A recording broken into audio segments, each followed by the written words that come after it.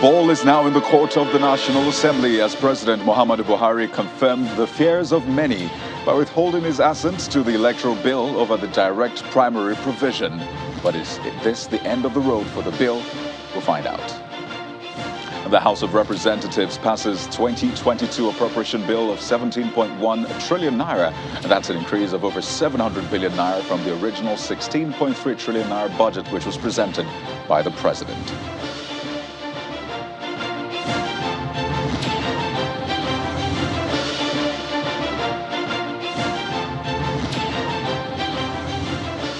Well, hello and welcome to Politics Today, coming to you live from Channels Television's global headquarters here in Lagos, Nigeria. I'm Kayode Okikelu, and it looks like we're heading for an intriguing end of the year 2021. With just less than 10 days to go, the political atmosphere is still very much charged. So if you had thought that this year was done, you might want to think again. And one legislative document is at the root of all this. It's perhaps one of the most amended documents in the nation's history. Incidentally, or ironically, it's also one of the most rejected. I'm talking about the Electoral Act Amendment Bill. But before we get into all of that, let's tell you that the House of Representatives has passed a 2022 budget of 17.126 trillion naira, and that's against 16.391 trillion naira, which was presented by the president.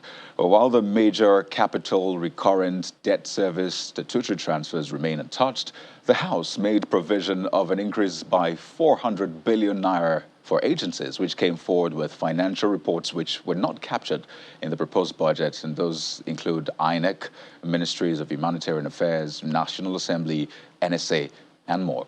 And in passing the bill, the House increased the benchmark price for crude from $57 to $62 per barrel, from which a proposed increase in revenue is expected.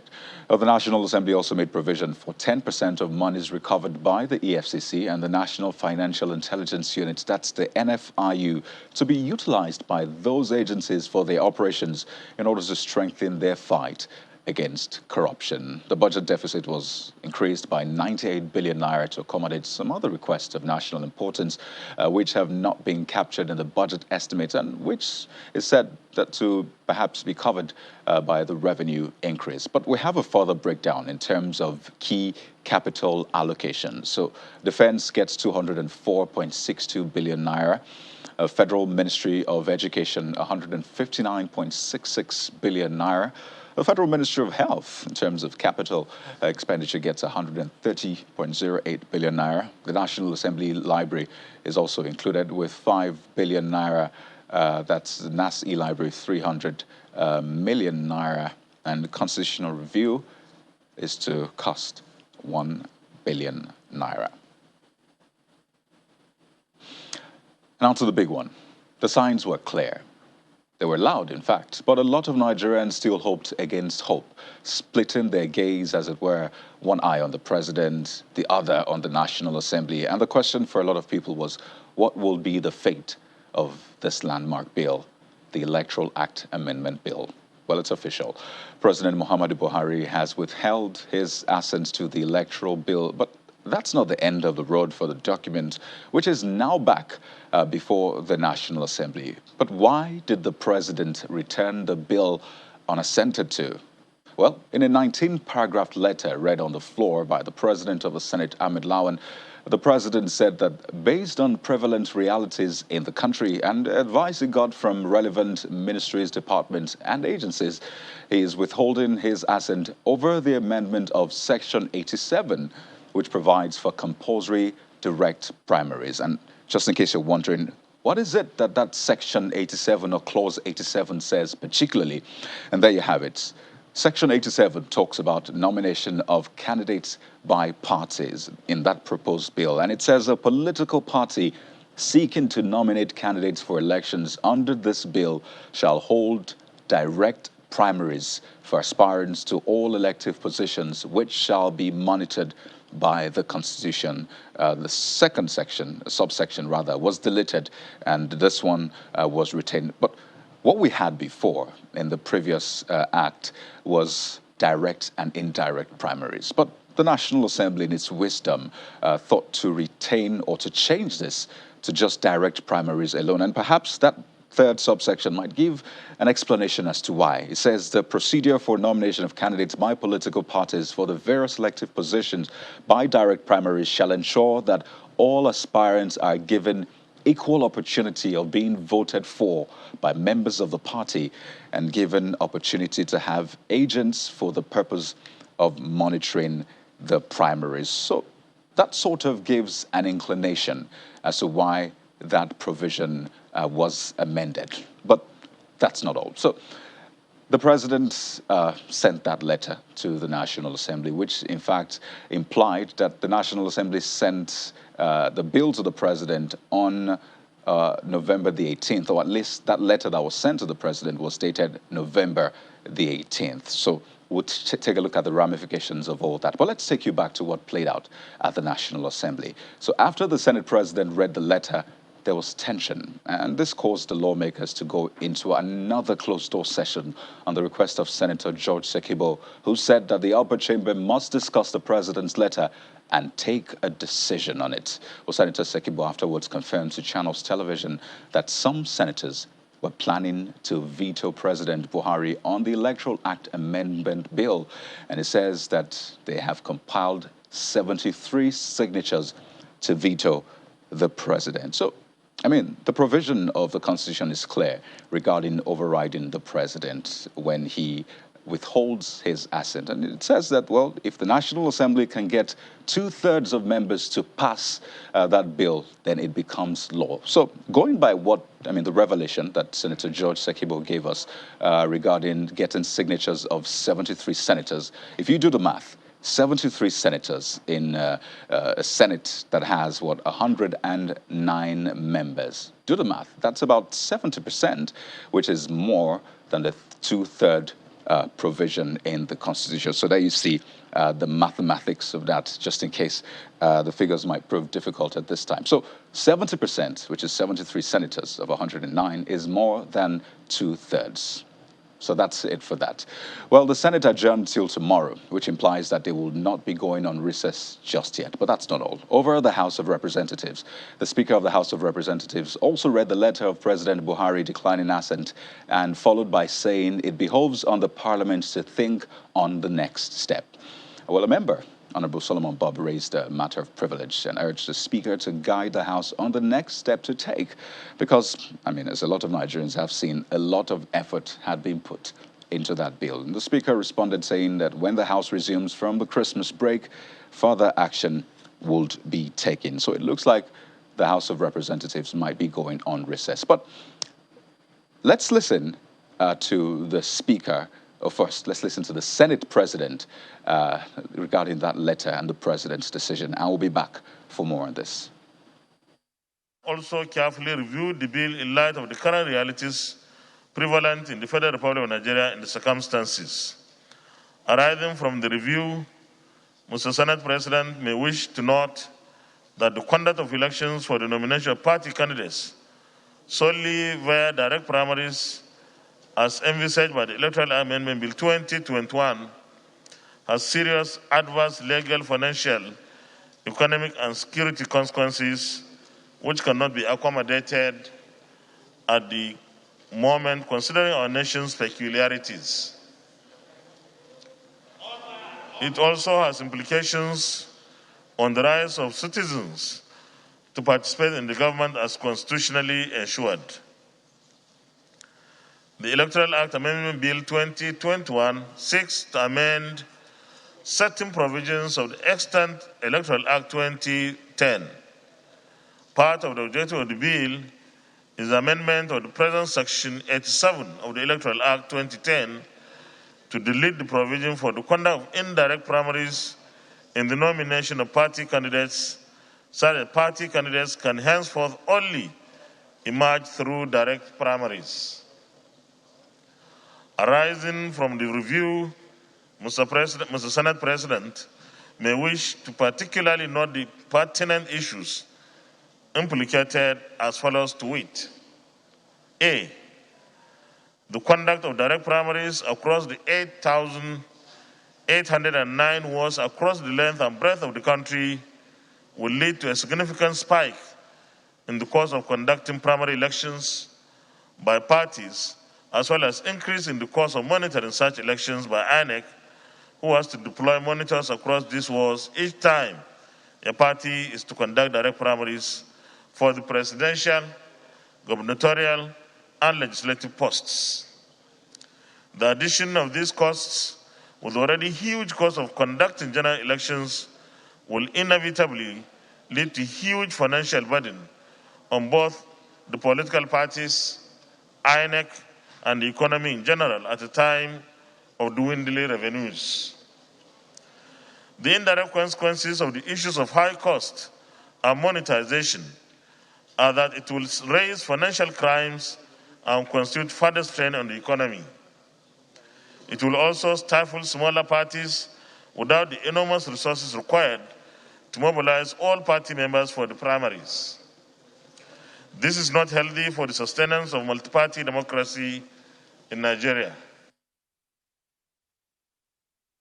So that's part of the letter which the president sent to the Senate. It was read by the Senate president. But let's just give you, just to reiterate, a breakdown of the reasons which President Muhammadu Buhari gave for withholding his assent. The letter is a 19-paragraph letter. So let's just give you a breakdown. So the reasons he gave first was regarding cost, the cost of conducting primary, that's direct primaries across the 8,809 wards. And it says it will lead to a significant spike in the cost of conducting those elections by and monitoring by INEC. So that's one cost. Second point is security. And the president says conducting and monitoring primary elections across those wards will pose huge security challenges as security agencies will be overstretched.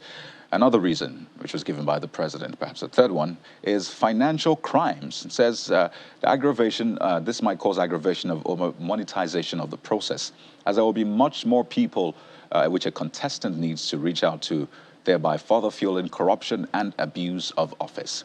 Existing party constitutions is also a reason, saying that already these parties have their constitutions with INEC, which already permits direct, indirect, and consensus primaries. So restricting it to just direct sort of negates that particular, the party constitutions. And the fifth reason centers around manipulation. And the president says that direct primaries are also subject or susceptible to manipulation or malpractices, as most parties cannot boast of reliable and verified membership register or valid means of identification. And another reason is rights violation. In fact, the president said that there might be lots of litigations as a result of this one. So these are some of the major reasons which the president gave in declining or withholding his assent to that Electoral Act Amendment Bill. So much to discuss on this one, especially because of the work that has gone into it. The journey, which I should say actually began right after it was amended the last time, as far back as 2015, when President Goodluck Jonathan was about to leave office. So this is like a 6-year journey. A lot of issues to raise. And we're joined on the program tonight to take a look at these issues by Senator Ajibola Basiru, who is a spokesperson of the Senate. He knows well what has transpired over the previous months regarding this bill. We also have with us Mr. Emmanuel Aibuna, who is a constitutional lawyer, is right next to him, right there in our Abuja studio. And joining us from our Kano studio is Honorable Kawu Sumaila, who was Special Advisor to the President on National Assembly Matters and former member of the House of Representatives. Gentlemen, thank you so much for joining us on this very, very important issue. It's good to have you on the program. Now, I'd like to begin with Senator Basiru, because, I mean, you're part of the team, I should say, that put in so much work into this electoral amendment. So I wonder, coming from that, seeing all the twists and turns we have seen on the way to getting here, are you disappointed that the president withheld his assent? I'm not at all disappointed. In fact, I would have been surprised if he had given assent, given certain, circumstances and unnecessary controversies, particularly within the ruling party, as to the basis upon which the clause on direct primary was inserted. And of course, I'm happy that the president is only able to highlight, a section, I think now section 85, the previous section 87, as the basis upon which is withholding asset. The bill presently has about 158, sections. So if in a bill of 158 section, the president only has issue with one section, I would say that by virtue of what has gone into the Electoral Act, the National Assembly, the civil society stakeholders, INEC, and all other members of the public deserve applause for a job well done in coming with a document that the only contention is only as regards the section of about 158 section and the schedules. There were no issues about the schedules. I'm also happy that debate is also being further on the issue of direct primary and issue of running of our party. I've actually read the letter of the president, and I've also seen, the 6 points highlighted. As a legal practitioner, and of course, as a legal scholar, there are equally plausible arguments that can be deployed against all the reasons that have been advanced by Mr. President. But the way our Constitution is drafted, Section 58, in terms of engagement in legislative process, emphasizes collaboration between the executive and legislative arm. And that is why when the bill is passed in the first instance, the assent of the president is required to it. But then the matter does not end there. Subsection 5 of Section 58 provides that where 2/3 of each of the House of the National Assembly consider the rationale for withholding assent as not being tenable, and they consequently go ahead to pass the bill will become law without necessarily having to go for the assent of the president. So as it were, I think there are 4 options before the National Assembly. One is to toe the part of the previous National Assembly and throw away the baby with the bathwater and say, okay, since the president has refused assent, let us face some other legislative activity and let us still go ahead and conduct election based on the existing Electoral Act, which all of us agree need a serious amendment for us to be able to achieve fair election. And also certain fundamental advancement in terms of use of technology, in terms of rights of people with disability, and of course in terms of streamlining grants of election petition that are in the present bill, will compel a reason that that option of total abandonment may not be a compelling reason. Another option would be that if the National Assembly, by its majority, they are convinced about the arguments and the reasons advanced by Mr. President in rejecting Section 85 of the bill, they may as well revise it and restate the extant Section 87. That's an option. Another option may be that the entire provision on even party primary may even be totally deleted from the Electoral Act if that will ensure that all other laudable provision of the Electoral Act will become law.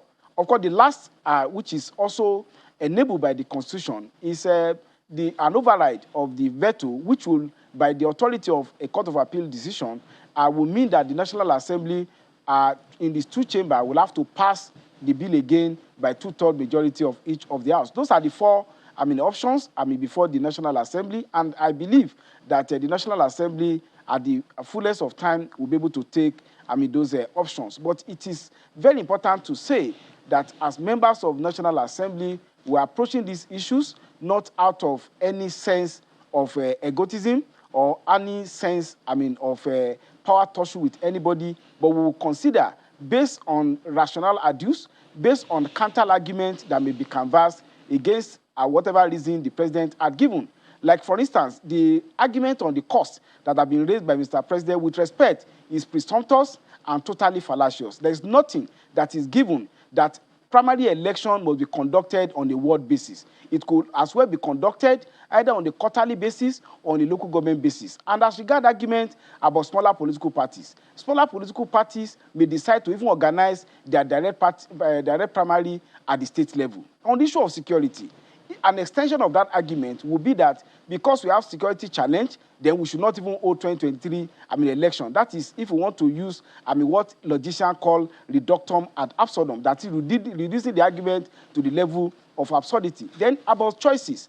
Choices, yes, is part of democratic right, is part of democratic aspiration, but choices must be within the framework of the law as has been set up by the necessary enablement. But that is a question for the National Assembly majority to make a decision upon. Suffice to say, as spokesperson of the Senate, is that those 4 options are options that are in the front burner. Either we abandon the entire process, which I think would rather be unfortunate considering the resources that has gone to the effort, or that we accede to the argument that the Mr. President had canvassed, or we totally even remove anything that has to do with nomination. And in classical political science, a political party may be left to do whatever they like in terms of whether they even want to, whether they want to conduct primary or they don't want to conduct primary. It may be as well that they can just take a sheet of paper and write their chairman and secretary and say these are the candidates of a political party. Those are issues that I believe at the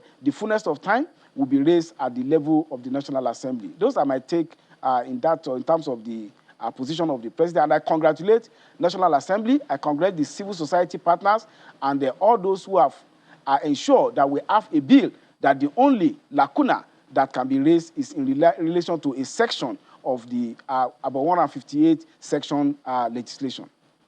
Right. So let me go to Mr. Yegbunam, because I know that watching this for him as a constitutional lawyer, and and taking a look at some of the options available will be quite interesting. And I'm glad that Senator Basiri is also a lawyer as well. So clearly we have at least 2 good perspectives on this one. So Mr. Yegbunam, seeing what we have witnessed over time regarding this amendment bill up to this point where we are right now, a couple of options on the table, looking at the Constitution, but more importantly, the reasons that we're given and the goal which is ahead of us, which is a credible election, do they measure up for you?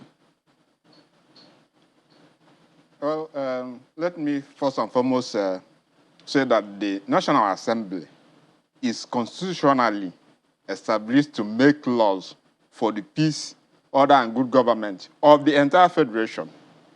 And if we take a look at our Constitution, apart from the exclusive list, the Constitution empowered the National Assembly to make laws on incidental issues, which also beyond those exclusive areas. So they have a right for this law. It was established when the case of Ondo State then came, Ogun State versus Attorney General of Federation, that led to the establishment of ICPC.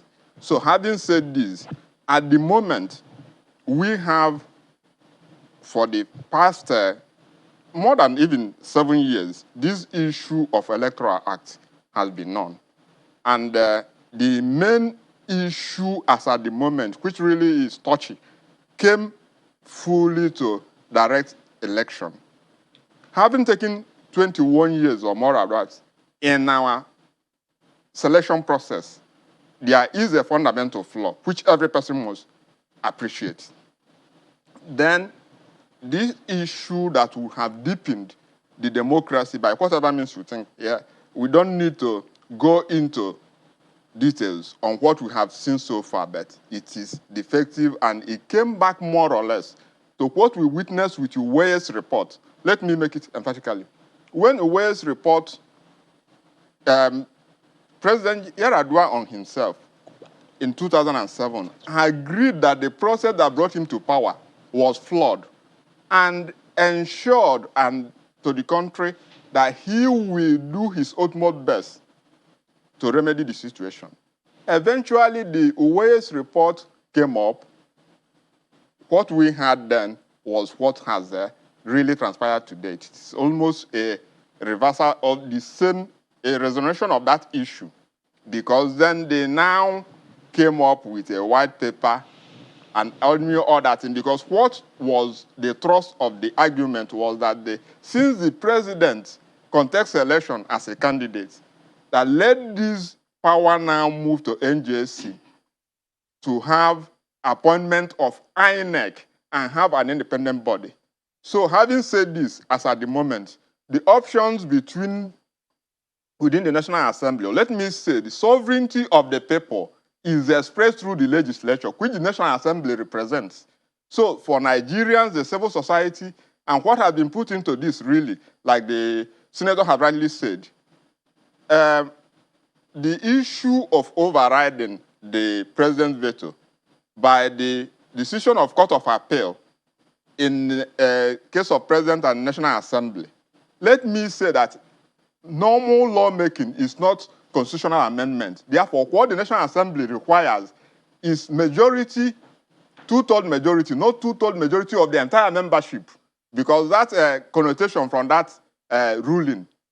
The Constitution specified in constitutional amendments of two-thirds of all the members, but in normal lawmaking, which this is an instance of that, it will be two-thirds of the members present and voting. It will not be the two-thirds of the entire numbers. So this issue should be stressed from that issue, because even in Oduaya and Oboru, the Supreme Court said by two-thirds majority, you will be able to override.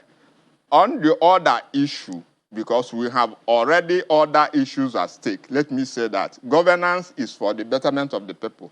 If Nigerians have said in their own wisdom, through their representatives, who are our legislators, that they need this, then direct primaries should be the way.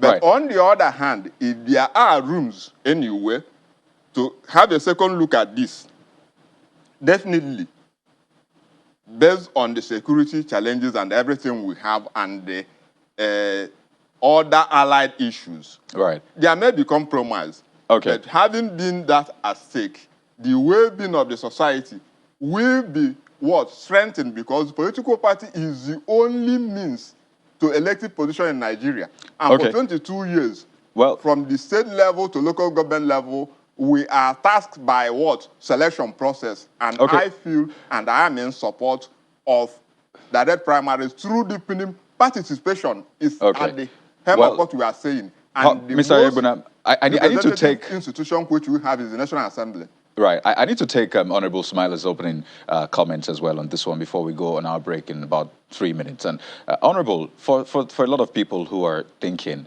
why would the president make such decision? Especially because, I mean, the National Assembly, let me just say the Senate, in its wisdom, thought, let's deepen and strengthen internal democracy by making direct primary a must within political parties. So for people thinking, well, that sounds like the people's desire, as it were. So why will the president then say, well, I don't think this is the way to go? You have worked, as it were, in both camps, let me just say. So perhaps you might want to give an insight into how some of these decisions are made. Okay, Mr. Kayode, you need to understand that I am not the spokesman of Mr. President. But what I knew and what I believe is that Mr. President consult with various stakeholders in this business, from INEC, political parties, security, and other agencies. And from my understanding, as former member of the House of Representatives for 12 years and former advisor to Mr. President, I am a victim of this direct election. Before, I am in support of it, before 2019. But from my understanding, what Mr. President sent to the National Assembly, Mr. President is right, and I am in support of his submission, almost 70%. I am more concerned about the logistic involved in the conduct of direct primaries. Security is there. You cannot go to some part of Sokoto, Zamfara, or Kaduna or Niger State to conduct these direct primaries because of the security challenges in the area. And if National Assembly made it to be law under the electoral law and make it mandatory to the political party that they must select their candidate through direct, how can you come up with a situation like this? I am in support of Section 87 to maintain the status quo, allows the political party to choose between direct and indirect. Let me give you an example on what happened in 2019, Kano South Senatorial District, which I am an aspirant. I entered the election. The party in Kano chose to adopt direct process, direct primaries. And in the process, when we started it well on the election day. Up to the end, the conclusion of the election. Everybody who cared to know that I won the election, hands down, I defeated my opponent. But later on, because there was no data, the leadership of the party, local leadership, and the leadership in Abuja chose to change the result. There was no authentic register. There was a serious security breach. Okay. Honorable. They allocated the number to my opponent. Honorable, you know I said that we need to go on break in 3 minutes. Well, the time is now, but you would land on that point you're making, which is quite vital because you're given, I mean, your experience, real experience, which is vital in some of these processes. So we know the things that have happened and we know ways to, rectify them. So we need to go on a break right now. But don't forget as well, this has been pitched as though it's a lawmakers versus governors across the state. Some governors have been speaking about this. We'll take those views and listen to Honorable Smaila as well as the other guests we have in our Abuja studio. Please stay with us. It really doesn't matter to any governor whether you have primaries via a direct mode or an indirect mode. Mr. President has not objected to direct primaries. Neither has he endorsed indirect primaries. He has only said, be fair to all. Let all options apply. And what you decide should be determined by your own local and peculiar circumstances, being mindful of questions of security, finances, and democracy, internal democracy. So I think all should commend the courage of Mr. President to stand with the people. And the president, just like me, is not afraid of whatever mode you decide to use. And I don't think it's somebody to be lectured about the pros and cons of either processes.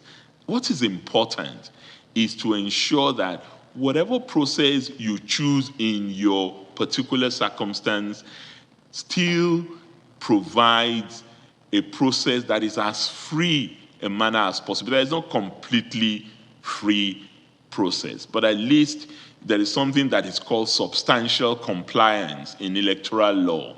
And if it meets substantial compliance, I think all of us should be happy with that. We shouldn't really dwell too much on there's been this exaggerated expectation that direct primaries is going to provide all answers to whatever electoral challenges that we have faced. And we all know that that is false. Direct primaries has its own challenges. Indirect primaries has its own challenges. A consensus approach is also not with. So I see Governor Kayode Fayemi, who is the executive governor of Ekiti State, as well as the chairman of the Nigeria Governors Forum, speaking there. He was at the presidential villa earlier today where he met with the president. And he spoke about that decision by the president seems to align with the president, saying that he doesn't think that this solves anything. That's the direct primary provision. So let's continue that conversation. I'll still take on Senator Basiru on that one because it touches on some key points. And we still have with us, as I said, Senator Ajibola Basiru, who is a spokesperson of the Senate, joining us from our Abuja studio, as well as Mr. Emmanuel Ayubunam, who is a constitutional lawyer. And from our Abuja studio is Honorable Kawu Smaila, a former special advisor to the President of National Assembly Matters, our Kano studio rather, and former member, House of Representatives. So, Honorable Smaila, you were given your experience regarding direct primaries in the past. Regarding the party, the names, the register of the party, isn't that an indictment on parties that, parties can have a directory or a list of its members? Isn't that an inter-party thing that should be sorted and not pegged on, a failure of direct primary?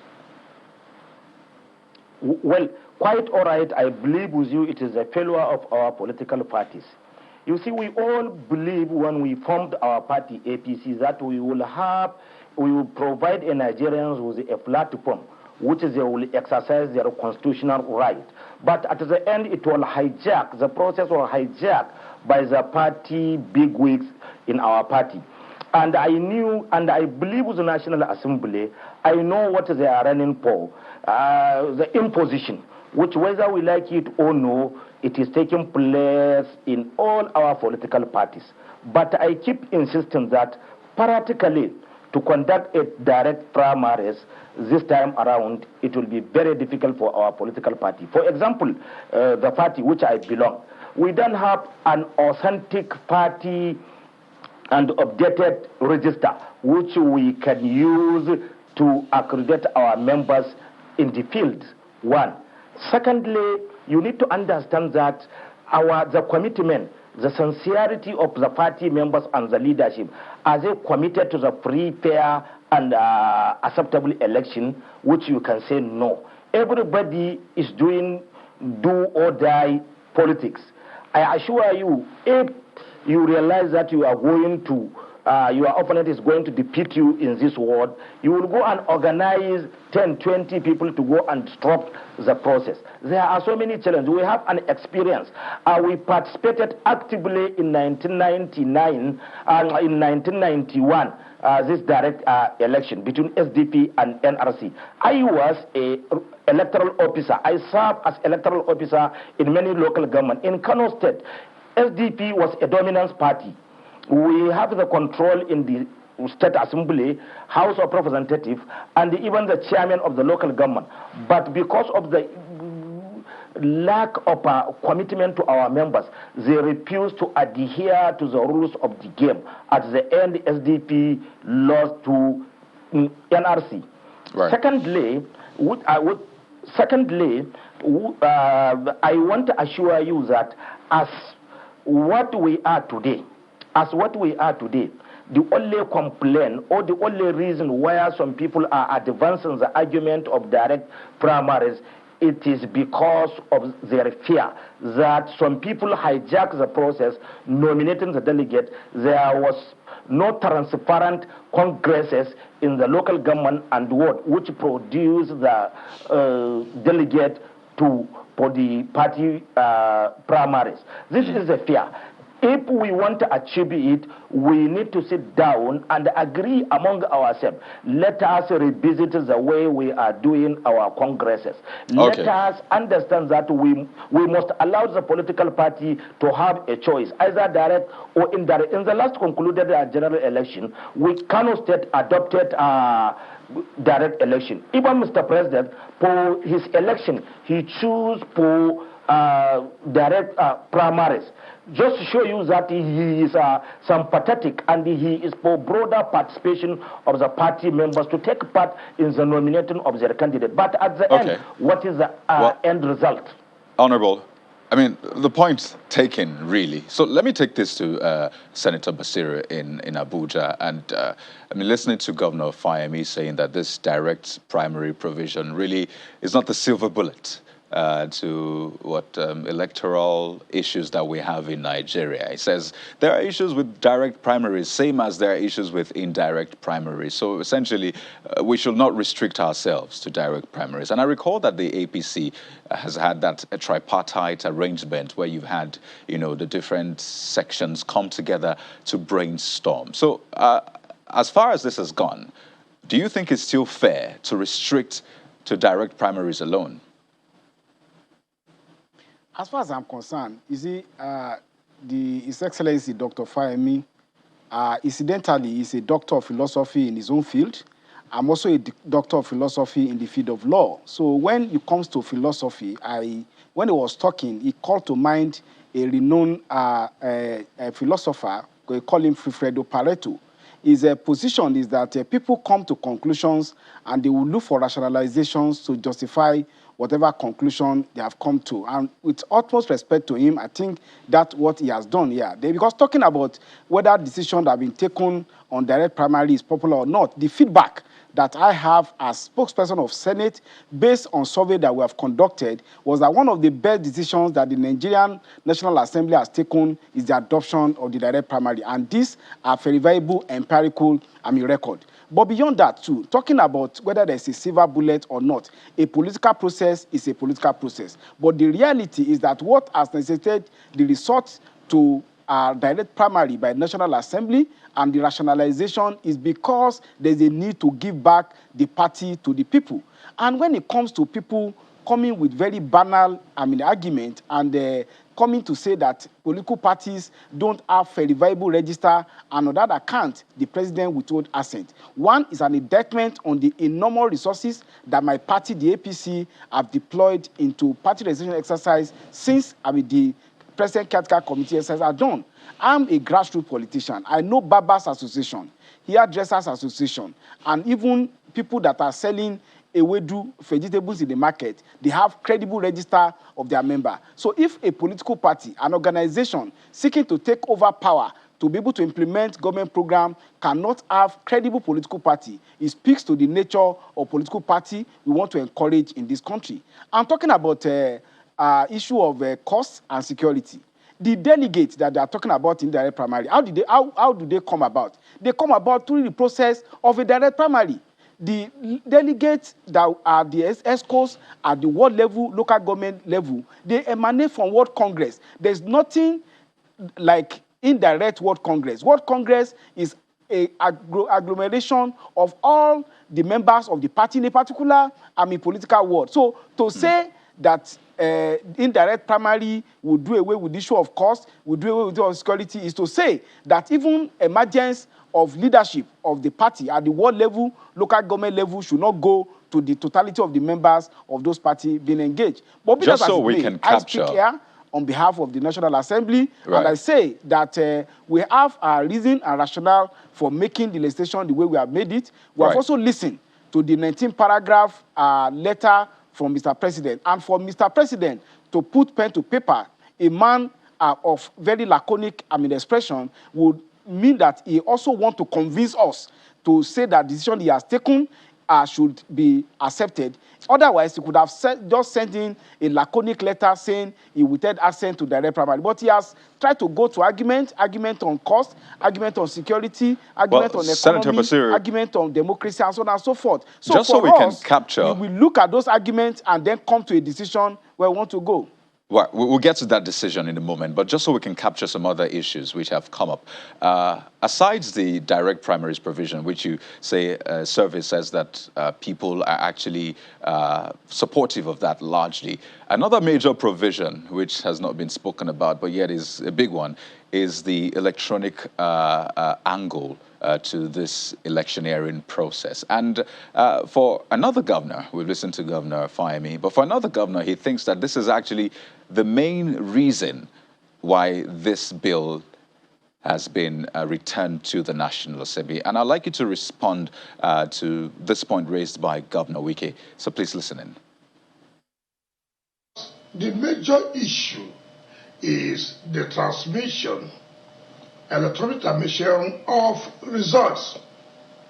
Now, what the ruling party in their conspiracy is trying to deceive Nigerians that the mere inclusion of the direct primaries in the Electoral Act amendment is the problem why the president does not want to sign, or why he has refused to sign. So the issue is this. Mr. President signed the Petroleum Industry Bill and then sent back for an amendment of that bill. Now, if the President means well for this country, and if the President, as he had promised Nigerians, that he wants to conduct a free and fair election, nothing stops Mr. President by assenting to this amendment and then seek for an amendment as regards to the direct or indirect mode of conducting the primaries of the various political parties. So if anybody tells you that ammunition from time that APC had wanted to support the electronic transmission of the result of 2023 election, the president must be a joker. Well, it seems that view has caught like wildfire. So, Senator Basiru, this is directly at the APC. In fact, also at the Senate. So what do you have to say to that? Governor Wike is saying perhaps your party is jittery about the electronic transmission clause. You see, I can say that with respect to His Excellency, the Governor of Rivers State, his allusions and his rationalizations is, for me, with respect to his high office, is very comical. In the sense that, just as I said at the beginning, there are about 158 sections in the bill, and the president only isolated only issue of direct primary. Then secondly, on the issue of electronic transmission, the decision on the Electoral Act is bipartisan. And you can see even at the floor today, if you play back from what your reporters would have recorded, the decision on what position to take on Electoral Act cut across the two major political parties in the National Assembly. As far as we are concerned in the APC, there is no such conspiracy that the Electoral Act should not be passed. And one of the options that I've given, two options I've given here, is for us to agree to revise the Electoral Act in line with the observations made by Mr. President. And I think the President is inclined for us to think so. And that is why he took pen to paper to come up with a 19th paragraph. I think that will be about the longest correspondence between the President and this 9th Assembly. So if the President is at labor to seek to convince us on the need to do that, I don't think anybody will second-guess my political party, the APC. And you have seen, I've also come with a counter-argument against one of our referred leader of my political party, His Excellency Governor Amikao Defayemi, on the fact that there are different aspects by which you can look at the issue of direct and indirect primary. Were there to be any conspiracy, I would readily have agreed to the chairman of the governors forum. So what I believe is that on the issue of electronic transmission, the position of the National Assembly is clear. We have given it as a discretion to INEC to determine by way of procedure whether they want to do electronic transmission or not. And there's even really no electronic transmission. What we have is electronic transfer, because by Section 63 of the bill, result must have been announced, recorded on Form E68A before they will be transferred electronically to the other levels of collation. Perhaps it will be necessary for the governor of Rivers State to come with a better, advice as to the content of that law. In any event, I'm not surprised anything like this happening, an opposition politician will want to come up with conspiracy theory, possibly, particularly when we are advancing towards an election. The truth is that my party, interestingly, the APC, has no conspiracy against the Nigerian people. We don't have conspiracy to ensure.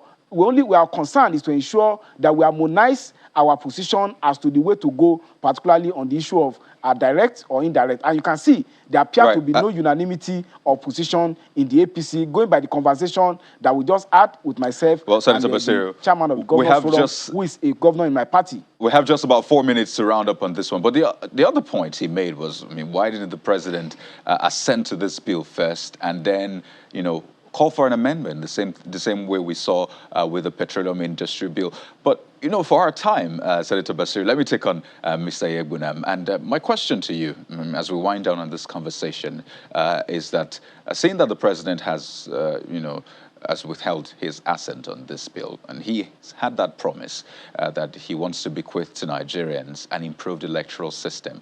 We have just over a year to the 2023 election. In fact, the next election we have, which is a governorship election, is just in June next year. So do we still have time? Or does the president still have time to fulfill that promise? Well, he has time. The issue, like I said, is an institutional sovereign issue between the president and the National Assembly. The option is now the president has taken his stand. Then the representative of the people, we the people, is what the preamble position of 1999 Constitution provides. Now the people representatives have their own say on it. So based on that, now we will now know where we are.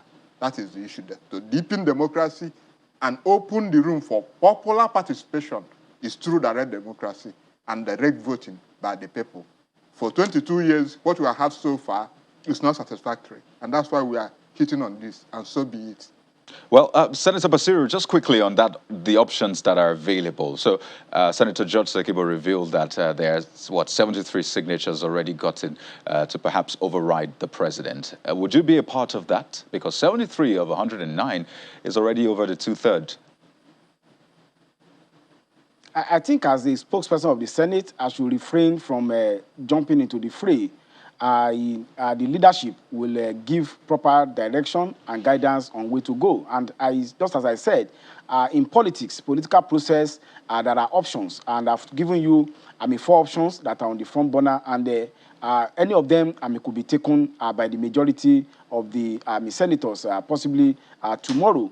Then on the issue of the president first assenting to the bill, and then returning back raised by His Excellency Governor Wike, I beg to disagree. There are the issue for the president to write a 19-paragraph letter in defense of the need to diversify a nomination process, show that it might possibly have been advised that is a fundamental issue for him that he needed to highlight so that he can front load his issues before he agreed to that concept. But whether that position will stand or not was part of democratic process, which Section 58, subsection 5 of the Constitution is clearly there to be utilized. Or well, if we Senator Basiru, in I need to quickly squeeze this in because of our time. Issues that have been raised, then we will do needful to ensure that the